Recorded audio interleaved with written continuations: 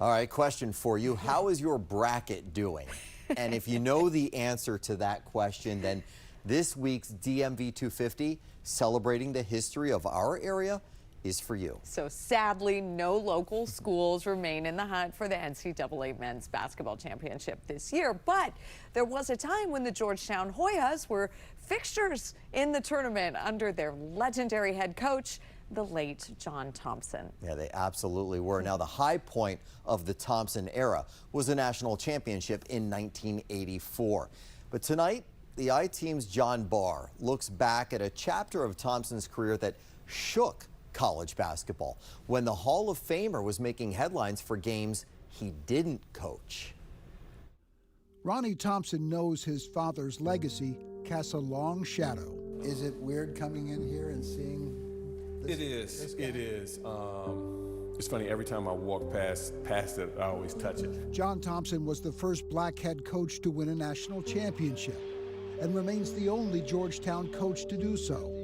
The banner from that historic 1984 season hangs in the Athletics Center that now bears his name. A heavy weight of expectations set for players even today. But Thompson was known just as much for his off-the-court principles. A deflated basketball he kept in his office served as a powerful symbol for his players. Don't let 8 pounds of air be the sum total of your existence, he'd tell them. He would tell us, I'm not interested in coaching a team full of idiots. That's what he would say. If you're not interested in getting an education, this is not the place for you. He told us that right away. Access to education meant everything to Thompson. So in 1989, when the NCAA implemented something called Prop 42, Thompson took a stand.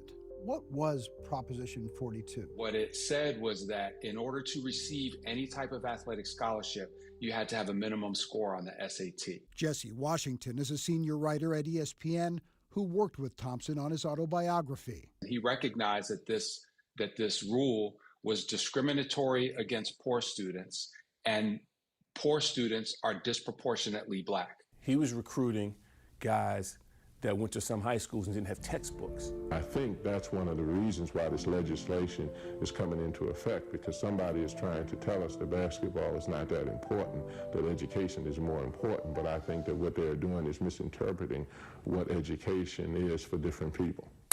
He knew that that was not fair, and that frustrated him, and it bothered him, and he did something about it. January 14th, 1989. The Hoyas were 11-1. Ranked number 7 in the country, heading into a home game against Big East rival Boston College. Super defensive play. Thompson had told the media before the game he planned to walk out in protest of the NCAA's Prop 42 legislation and the new academic standards. It was something the NCAA couldn't ignore. It would get a lot of media attention. And then he waited until the teams warmed up and they were ready to tip off. The buzzer goes off. We come to the bench getting ready for starting lineups. And then he puts the towel over Mike Riley's shoulder. And then he walked out when he knew that every camera in the arena would be on him. Everybody stand because John Thompson is heading for the exit. When he walked out and the crowd cheered, that's when it hit me. He will leave the building and he will turn the coaching duties over to Gary Wilson and Craig Eschery. Georgetown won the game. Picked out of there by Jackson. Long lead pass is right on the money to Tillman. Oh, the pass. But the fallout from Thompson's walkout, which extended to a second game, was immediate. Even tennis legend Arthur Ashe, the first black player to win a Grand Slam singles title, criticized Thompson's stand. I remember the heat coming, and I remember asking him, I said, Papa, why didn't you like form a group? Why didn't you get more people to do it with you? And he said, because I didn't want to turn around and see I was standing all alone. The result of the protest was extraordinary. Coach Thompson and the president of Georgetown got on a plane, went out to NCAA headquarters, stated their case, and by the time the plane landed back in D.C., the rule was gone. It took a year, but the NCAA eventually removed the Prop 42 requirements. I think that he would be extremely pleased with knowing that the NCAA realized the error in their ways. For Thompson, an important victory, but far from his last fight for equality. He never had the luxury of just coaching.